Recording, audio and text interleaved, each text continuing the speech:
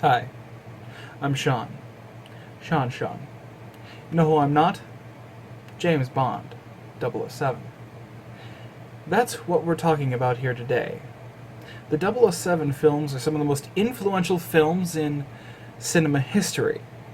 And, as I've always wanted this to be not just a video game channel, figured what better way to branch out than by ranking all 24 plus 1 of the Bond movies. These Bond movies are legendary, and some of them rightfully hold that title as legendary, and some of them don't. And that's what I'm here to tell you today. Which ones are up to snuff and which ones,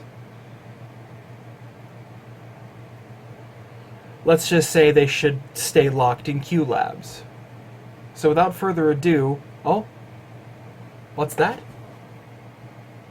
I should warn them about the impending doom.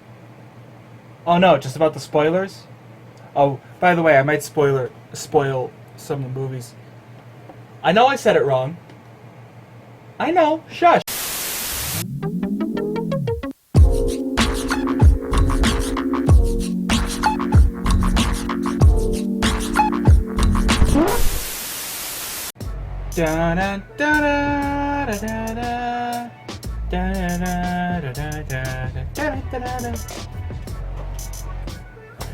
Well, what happens happens. Alright. So, to you guys, I just talked to you about what it takes to make a good Bond movie. The action, the cars, the over-the-top stunts. However, I don't know exactly what I said, because I haven't filmed that part yet. Flying by the seat of my pants. Alright, we're just going to blaze through this. So, without further ado, first movie to be tier listed, Dr. No. This is a classic, of course. It's the one that started it all. This is the one that everyone has to go back to if they want to watch it from the beginning, but they didn't really know what they were doing yet. Dr. No was the first one. Sean Connery was just coming into the role, didn't really know who Bond was yet. They didn't know how to film Bond yet. Excuse me. And because of that, this is our baseline. And because it's our baseline, it's going right in the middle at B. B for baseline. Next up, From Russia with Love. One of my favorite Bond movies. It's everything that a Bond movie should be. Sean Connery finally got into the role. It gets one tier up just for the toe shoes alone. You start to kind of see things. You get to see a little glimpse of Blofeld, who comes back and is a major player in the movies to come. It's a really, really interesting concept to keep it going. So, From Russia with Love goes into the S category for me, because it's just a really good movie. It really is. For I didn't show you the cover of that one. Boom, From Russia with Love. That one goes into the S category. Next up, Goldfinger. Classic. First one with the widely recognized first Bond car, which is the Aston Martin DB5. Gorgeous car. Still a really good Bond movie, don't get me wrong. It's super quotable. I think it's a little under From Russia with Love for me. But like I said, super quotable. Don't get me wrong. Watching the other Bond movies, there's a scene in, I don't remember which one it is, but Bond is like hanging out of an airplane, and I just said to myself, no, Mr. Bond, I expect you to fly. So, Goldfinger, that's going in the A's for me. A rank. Next up, Thunderball. Thunderball's pretty mid-range, again. Thunderball, really interesting movie. A lot of water. And because of the water, it can be a little hard to follow at times. They put Bond in a red suit, and they put everybody else in a black and yellow suit. Which, Bond has people with him who are wearing black and yellow suits, and he's fighting people in black and yellow suits. It can get a little disorienting at times, a little confusing towards the end of the film. There's another film like that later on. I'm pretty sure it's For Your Eyes Only, that, again, gets a little disorienting in there because you're like, who? So yeah, that one goes in the B. You Only Live Twice. Interesting Bond movie. Good Bond movie. A little goofy here and there. Definitely finally played with Bond being a naval officer, which is something that they don't really do often. However, it gets a rank down from A just because of...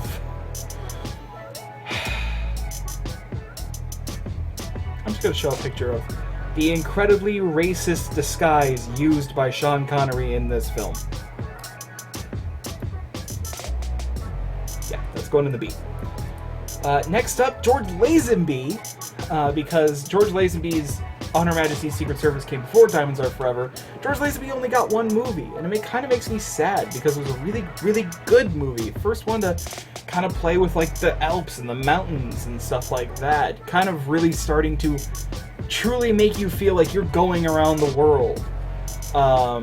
And he's also the first Bond to really play with Bond's Scottish heritage. He wore a kilt in one of the scenes. Great Bond movie. That's going in the A's. And then last but not least for Sean Connery, Diamonds Are Forever. This one's a little goofy. There's a few stunts in this movie that made me go, that's hokey, and old JonTron was better. You know, like, it's a little goofy. And because of that, it goes in C. Next up, Roger Moore, Live and Let Die. Great Bond song. One of the best Bond songs. Roger Moore's first appearance as Bond as well. Baron Samedi is one of the greatest Bond villains and always will be. Live and Let Die, that's a solid A. Roger Moore's first appearance was a strong one. Next up, The Man with the Golden Gun. Coming back to, and you're going to hear me say this a lot with a lot of the early Bond movies, a little goofy. A little goofy. I mean, one of the major plot points is Christopher Lee's character, Scaramanga, having 3 nipples. But it's a lot of fun, and it's not too quotable, but like it's very iconic. The Golden Gun is so iconic, how it's put together with a lighter and a pen and a cigarette case. So that one, it's kind of middle of the road for me. That one's going in the B's. Next up, The Spy Who Loved Me has one of the coolest Bond cars, the Lotus, that can become a submarine. I'm pretty sure this is also the first appearance of Jaws, who goes up there with such great Bond goons like Odd Job and that one blonde guy from Tomorrow Never Dies and Goon with Buzzsaw Yo-Yo, which is what he was billed as in the credits. How would you like to be Goon with Buzzsaw Yo-Yo? Still a really good movie though. Spy Who Loved Me is definitely going in the S category for sure. Next up we have Moonraker, which this was MGM trying to take any properties that they had that they could to combat Star Wars and get in a little bit of that Star Wars money. Star Wars came out in 1977, this came out in 1979, and they kind of rushed this one to put it out between A New Hope, which wasn't A New Hope at the time, but A New Hope and Empire Strikes Back. It wasn't great. The science felt weird, it was very, very distracting, again, kind of goofy, and just I don't know what else can really be said about Moonraker. They gave Jaws a line, and you know what? They gave Jaws a line, so that brings it up, but it still doesn't bring it up out of a D for me, which is unfortunate. For Your Eyes Only. I brought this one up earlier when I was talking about Thunderball, because the underwater scene at the end of the film, it's a little confusing, and the girl in the movie, has a weird obsession with crossbows. So, but it has one of the funniest Bond car chases ever, where there's a scene in the car chase where their car has tipped over and they're worried that the goons are going to catch them, but the goons are stuck behind a bus.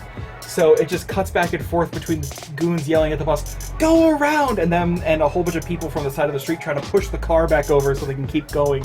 It's so funny, but it's a really good movie. It's got some issues that draw it down for me, but that car chase brings it right back up. This one's going in the A's. Next up,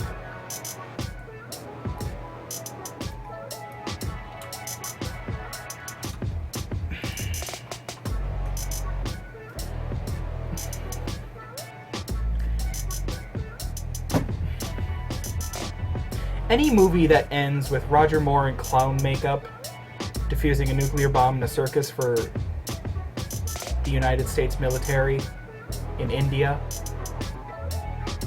you know it's a good movie. No, Octopussy is a really strange movie. It's fun, and I swear to God, though, it was just the result of the writers going, I'm going to give you a word, and I'll give you $100 if you can work it into the movie. Okay, what was the word? Octopussy. Dude, this is a Bond movie. I can make that the title of the... Fuck it, I'm making that the title. It's goofy. It's so goofy. But taking that aside, it's a surprisingly strong Bond movie. But just the name just drags it down so much for me. So, Octopussy goes in the sea. Octopussy. Ugh. Next up. Do I acknowledge it? Do I give it the time of day?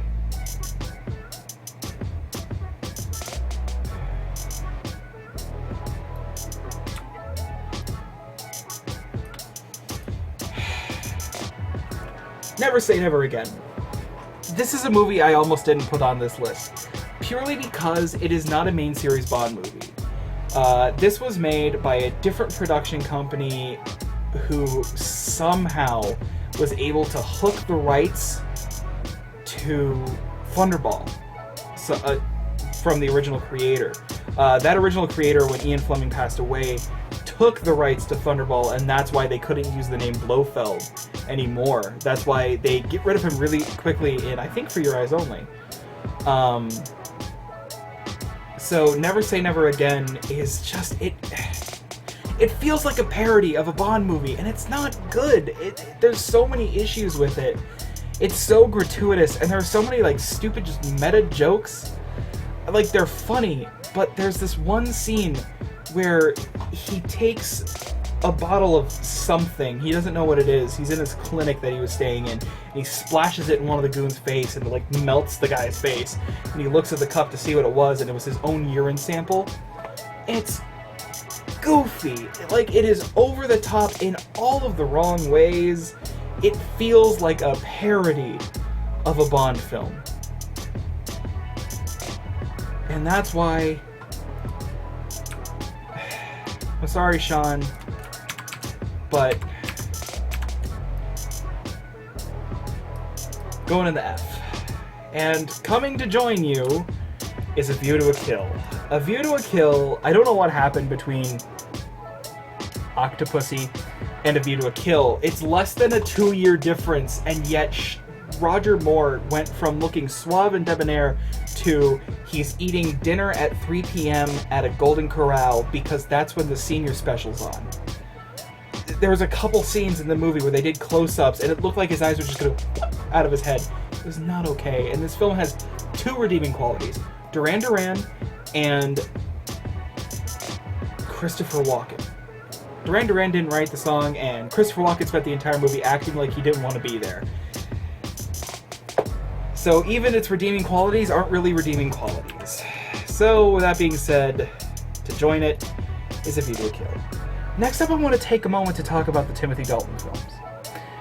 Now, I rank these a lot higher than some people do, and for what I think is a pretty good reason.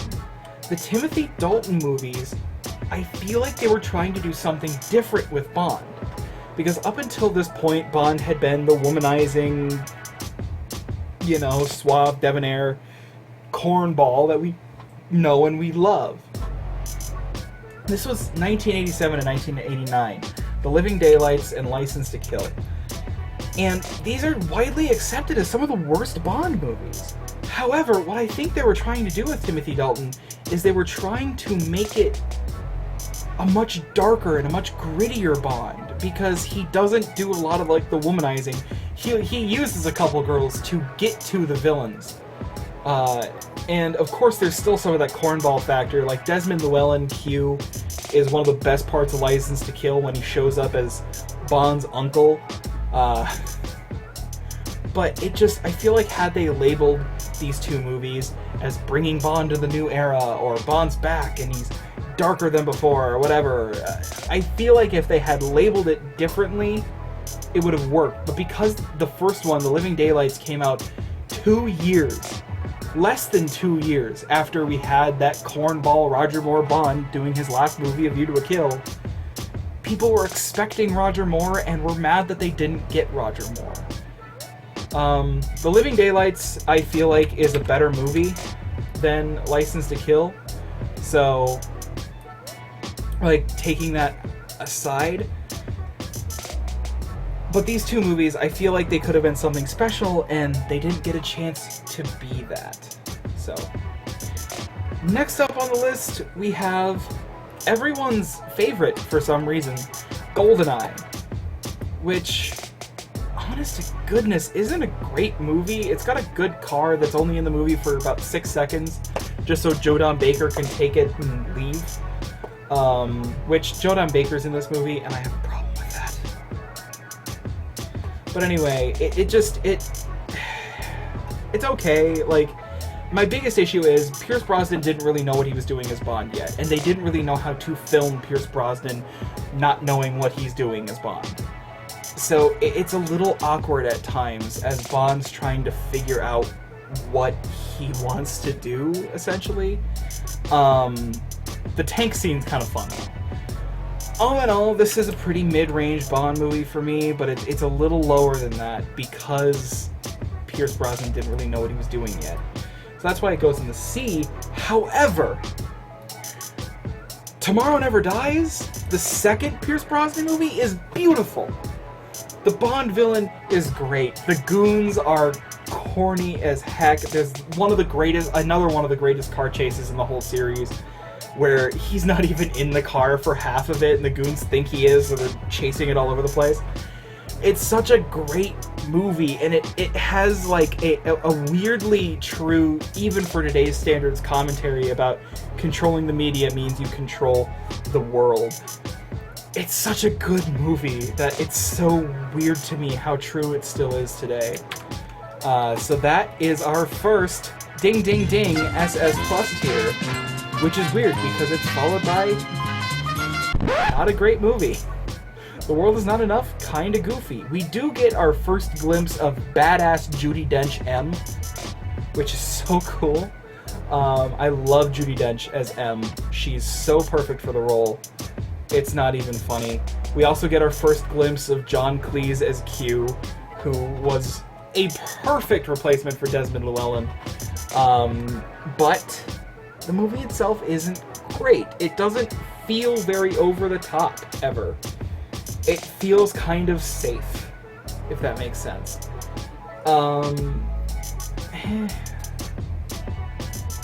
It also frustrates me because it has my favorite BMW in it, and it gets to fire one missile, reverse 2 feet down a dock, and then gets cut in half. So, this one goes a little lower on our list, down here by Goldfinger. May you two boys have fun. Alright, next up, Die Another Day. Pierce Brosnan's final entry into the Bond series, and one of my favorite films of all time. This movie is so crazy, so out there, so over the top, it's not even funny, but it's so funny. I can't even make sense of what I'm trying to say here, but it is such a good movie. Die Another Day is, and always will be, probably, if not my favorite, then my second favorite Bond movie, because it has my favorite car of all time. The 2001 Aston Martin V12 Vanquish is just the most gorgeous car ever made. Fight me if you disagree. Has one of the coolest car chases across the ice. It has North Koreans doing DNA gene replacement therapy to become British people, and giant space lasers and diamonds, and this great sword fight. A sword fight, of all things. It is a great movie, and it's probably one of my favorites. I keep saying probably. So that is our second SS Plus tier. Moving on to Daniel Craig, though. Daniel Craig is a bit of an oddity, because this is when they take the whole series and they turn it on its head and they make a darker, edgier, grittier, meaner Bond. And he's perfect for the role. The whole movie is great. The scene with Le Chiffre, and Le Chiffre makes such a good Bond villain. Mads Mikkelsen does such a good job in this movie, it's not even funny. But yeah, the scene with Le Chiffre and him on the barge, the torture scene, is one of the greatest scenes in film history. But yeah, Casino Royale. Also, the first book was Casino Royale. The very first Bond story was Casino Royale, and they could never get the rights to it until about 2003. So they finally got the rights on it. They jumped on it, and this is how they started it. It was spotless. It was beautiful. I love Casino Royale. It goes into our SS Plus tier. For sure. Quantum of Solace starts off with another great car chase with absolutely no words, and it's so fun because it's I think it's like the only Bond movie that has one line before the opening credit music video. And it's the best line because he goes through this whole car chase, absolutely destroys the Aston Martin he's driving, absolutely destroys the car, goes through the entire car chase, pulls up, opens the trunk. There's been somebody in the trunk the whole time, and he goes, it's time to get out. It's so funny, but after that, the movie is a little less memorable, come to realize. It's still a really good Bond movie, but it's trying to tie up loose ends that don't get tied up until Spectre, which is really, really weird. It's trying to... It ties these loose ends just enough that you know the knot's going to come undone if you don't do it later. It's weird, but it's a really good Bond movie still. It, to me... What have I done? It, to me, goes in S. Next up, Skyfall. It's another great example of badass Judi Dench M. Great movie. Get to see Q Branch come back, which is so much fun. Daniel Craig brings Bond back to his roots again. Not necessarily his Scottish roots. He doesn't wear a kilt like George Lazenby did. But you get to see where Bond came from, and you get to experience this. You get to see the DB5. And Javier Bardem as Silva is one of the greatest Bond villains ever. A little weirdly sexual in a couple of scenes. Well, first time for everything. Yes. What makes you think this is my first time? Oh, Mr. Bond. But a great Bond villain. Absolutely fantastic Bond villain. Skyfall is easily SS Plus tier. And last but definitely not the leastest, Spectre.